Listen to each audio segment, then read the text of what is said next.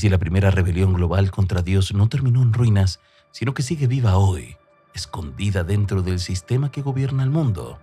La historia de Nimrod y la Torre de Babel suele contarse como un mito antiguo, una advertencia primitiva sobre el orgullo humano, pero en realidad es algo mucho más inquietante. Es el primer intento documentado de crear un orden mundial sin Dios, un proyecto de control, poder y trascendencia humana que no murió cuando cayeron los ladrillos de Babel, sino que mutó, se dispersó y aprendió a ocultarse mejor. Quien entienda Babel, entiende el mundo moderno. Nimrod no fue solo un cazador fuerte delante del Señor, fue el primer arquitecto del poder centralizado, en una época en que la humanidad todavía estaba dispersa, tribal y frágil. Él entendió algo que cambiaría la historia. Quien controla las masas controla el futuro. Su nombre, según antiguas tradiciones, no solo significa poderoso, sino también rebelde. No era un líder que guiaba, era un hombre que unificaba para dominar. No buscaba proteger a la humanidad, buscaba reemplazar la autoridad de Dios con la suya propia. Después del diluvio, Dios había dado una instrucción clara. La humanidad debía multiplicarse y llenar la tierra. Esa dispersión no era castigo, era protección. Sociedades pequeñas significaban menos posibilidad de tiranía global. Pero Nimrod hizo lo contrario. Convocó a la gente a concentrarse, a construir, a formar una sola identidad. Babel no fue una ciudad cualquiera, fue el primer experimento de un sistema mundial. La torre no era simplemente un edificio alto, era un símbolo. En las culturas antiguas, las torres de Sigurat representaban una escalera entre el cielo y la tierra. Pero aquí no se trataba de buscar a Dios, sino de alcanzarlo sin Él. Era la religión del hombre que se autodiviniza. La idea era clara. No necesitamos obedecer al Creador si podemos crear nuestro propio cielo. Este es el corazón de la rebelión de Babel, la sustitución de Dios por el sistema. No se trataba solo de ladrillos y betún, sino de una cosmovisión, una en que la humanidad, unida bajo un poder central, se convierte en su propio salvador. Esa es la misma idea que aparece una y otra vez a lo largo de la historia. Imperios que prometen paz, progreso y seguridad a cambio de obediencia absoluta. Cuando Dios confundió las lenguas, no fue un acto de enojo irracional, fue una cirugía de emergencia para salvar a la humanidad de sí misma. Un mundo con una sola voz bajo un solo tirano espiritual estaba a punto de nacer. Babel era el prototipo del sistema del anticristo, mucho antes de que ese nombre existiera. Lo que muchos no entienden es que Babel no desapareció, se fragmentó. Cada grupo que se dispersó llevó consigo las ideas de Nimrod, los símbolos, los rituales, la obsesión por el control, la búsqueda de un orden sin Dios. Babilonia, Egipto, Roma, y más tarde los grandes imperios modernos. Todos heredaron esa misma semilla. En el libro del Apocalipsis, Babilonia reaparece no como una ciudad literal, sino como un sistema económico, político y espiritual que gobierna el mundo. La Biblia la describe como una entidad seductora, rica, poderosa y profundamente corrupta. Esa es Babel en su forma madura. El espíritu de Nimrod es el espíritu del poder sin límites. Es la idea de que el ser humano, con suficiente tecnología, organización y fuerza, puede construir su propio destino sin rendir cuentas a nadie. Es exactamente lo que vemos hoy: inteligencia artificial, vigilancia masiva, control financiero digital, manipulación de masas. No son herramientas neutrales, son los nuevos ladrillos de una torre invisible.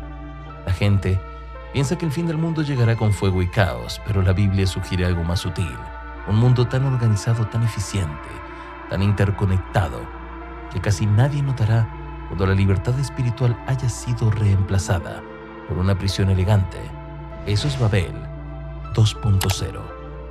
Nimrod no necesitó convencer a la gente con miedo, lo hizo con promesas. Les ofreció seguridad después del diluvio, les ofreció unidad en un mundo caótico, les ofreció identidad. Eso es lo que hacen todos los sistemas anticristo. No te quitan algo, te ofrecen algo mejor, al menos en apariencia. La torre prometía tocar el cielo, pero su verdadero propósito era evitar que la humanidad volviera a depender de Dios. Era una póliza de seguro contra el juicio divino. si llegamos al cielo por nuestra cuenta, pensaban, no necesitaremos arrepentimiento. Ese mismo pensamiento vive hoy en la cultura. La ciencia, la tecnología y el progreso son vistos como sustitutos de lo espiritual. La salvación ya no viene del cielo, viene del laboratorio. El pecado ya no existe, solo errores de programación social.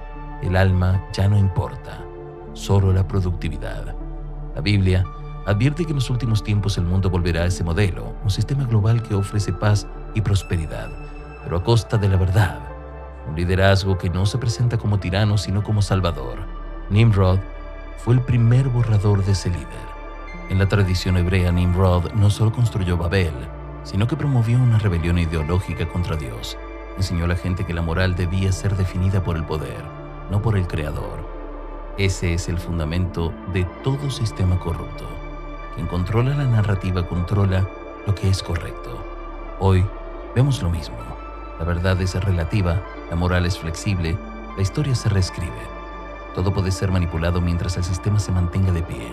Babel no necesitaba ser alta físicamente, necesitaba ser absoluta culturalmente.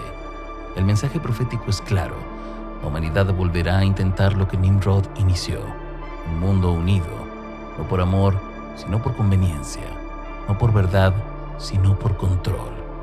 Y una vez más, Dios intervendrá. Pero aquí está la parte que muchos pasan por alto. La historia de Babel no es solo una profecía global, es una advertencia personal. Cada vida también puede convertirse en una pequeña torre. Cada corazón puede intentar construir un reino propio donde Dios no tenga autoridad.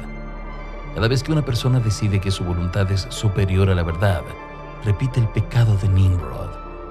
Cada vez que alguien confía más en el sistema que en Dios, pone otro ladrillo en su propia Babel interior. Los tiempos finales no empiezan en el cielo, empiezan en la mente. Empiezan cuando una sociedad decide que ya no necesita a su creador. Cuando la eficiencia reemplaza a la compasión. Cuando la tecnología reemplaza a la sabiduría. Cuando la comodidad reemplaza la fe. La Torre de Babel fue derribada porque era una amenaza espiritual, no porque fuera alta, sino porque era idolátrica. Era una humanidad que decía, no necesitamos a Dios para sobrevivir. El mundo moderno está diciendo lo mismo, solo que con pantallas y satélites. La pregunta no es si Babel regresará, ya está aquí. La pregunta es si tú formarás parte de ella o si serás parte del remanente que ve la verdad. La Biblia dice que en los últimos días muchos serán engañados, no por mentiras obvias, sino por sistemas que parecen justos, científicos y necesarios. Nimrod no se presentó como un villano, sino como un visionario. Y así será el final. Por eso entender Babel no es un ejercicio histórico, es una herramienta de supervivencia espiritual. Te enseña a reconocer cuando el mundo está ofreciendo una torre en lugar de un altar. El fin no vendrá cuando las bombas caigan, sino cuando la humanidad crea que ha logrado el cielo por sí misma.